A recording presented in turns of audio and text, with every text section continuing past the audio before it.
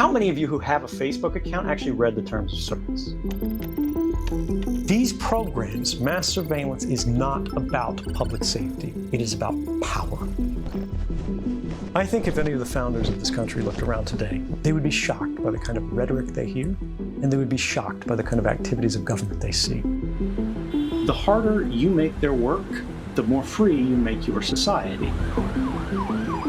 The government should be afraid of the people. People shouldn't be afraid of the government. So Ed Snowden, a lot of people in this country are probably curious, when was the last time you had substantive discussions about coming home to the United States? The United States will always be my home, and I'll always be willing to come back on a single condition. This is that the government guarantee that I have the right, and every whistleblower has the right, to tell the jury why they did what they did. If you look around at the world right now, when you look at news, when you look at news coverage, when you look at every controversy that we see, something has changed. And that is that it has become increasingly popular for your feelings to matter more than the facts. And I think that's toxic to a democracy, because if there's one thing that we have to be able to have this discussion, to be able to learn to live with people that we disagree with, we can't have a conversation about what we should do. We can't have a conversation about where we are going if we can't agree on where we are, if we can't agree on what is happening. Facts have to matter more than feelings. The world of 2013, some suspected that this was happening. The world after 2013, we know that it's happening. And this is the critical importance of journalism, particularly in this moment that we have today.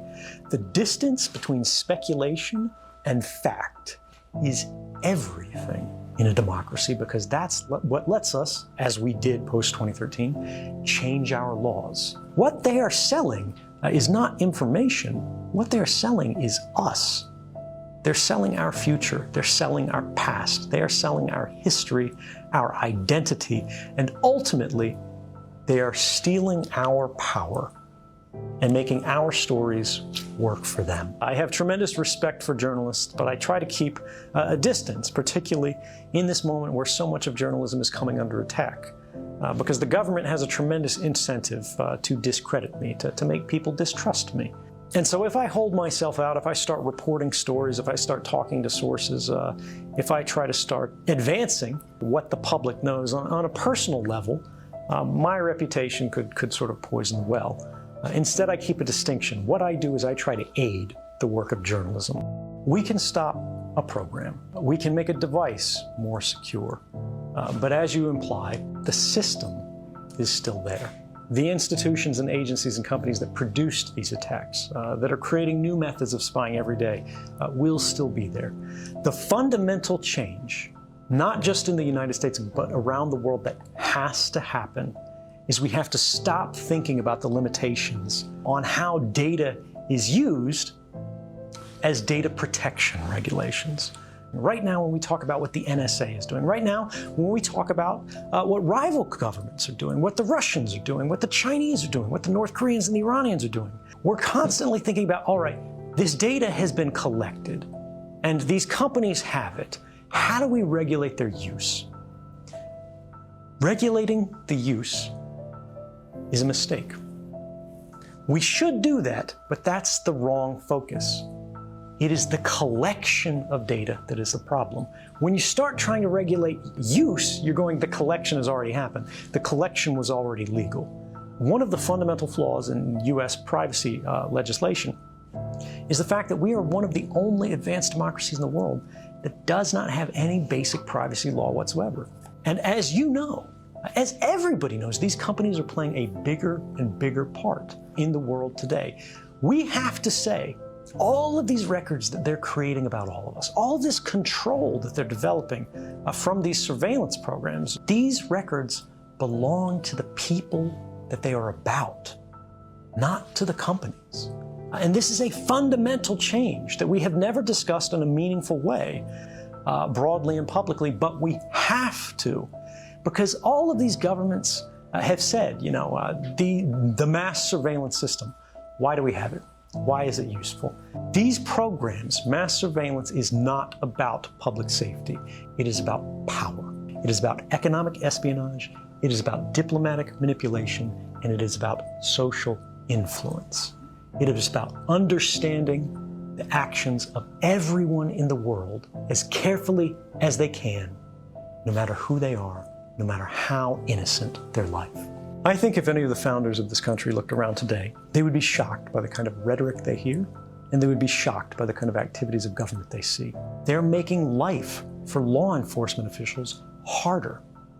And all of the founding fathers thought that was a good idea, because they recognize the more efficient a government is, the more dangerous it is.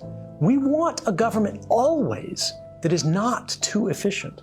We want a government always that is just efficient enough, because government holds extraordinary power in our lives. We want government always to be using their powers in a way that is only necessary and proportionate to the threat presented by whoever it is that they're investigating. When the government is getting by the skin of their teeth, the people are free, right? The government should be afraid of the people. People shouldn't be afraid of the government. A lot of people will look at this and they'll think about the fact that the government constantly lies when they're exposed. They just find an excuse and they extend these programs, they rename these programs, they keep operating. And this is what we should expect, and this is how it will work, and this is how it is happening. But people become disempowered, they become hopeless, they think it doesn't matter, they think it wasn't worth it, right? But this awareness of the problem led to a new effort to resist these abuses and to create new safeguards and new protections. It is the ecosystem that is the problem. And it is our decisions as a society that have allowed this ecosystem that is very much poisoned, is polluted and toxic to the public digital life to come to pass. But just as decisions got us here, decisions can take us from here to a better and brighter rather than darker future. These people all believe they have the most important job in the world. They believe they are pushing back the darkness of a grim and dangerous world every single day, no matter what they're doing, even if they're fixing printers, right? What we are seeing really is a technological arms race between the richest companies in the world, the most powerful governments in the history of the species, and then a lot of people in economically precarious, politically disenfranchised, and otherwise disadvantaged positions who are seeking to effect change on a local level. And on the one hand, you have governments that have 30,000 people who are just on its own internal classified network, who are able to go in every day, 9 to 5, and with all their different missions, watch the whole world to the best of what their technological capability happens to be that week, and every week it gets better. But that doesn't mean there's nothing we can do. That doesn't mean we can give up. I think what I always advise people to do is to try to understand technology that you're using, at least generally. You have to understand that in places, in agencies and governments where, again, they see themselves as the shield against change, because instability is the enemy, instability is the bad thing, progress looks like a threat.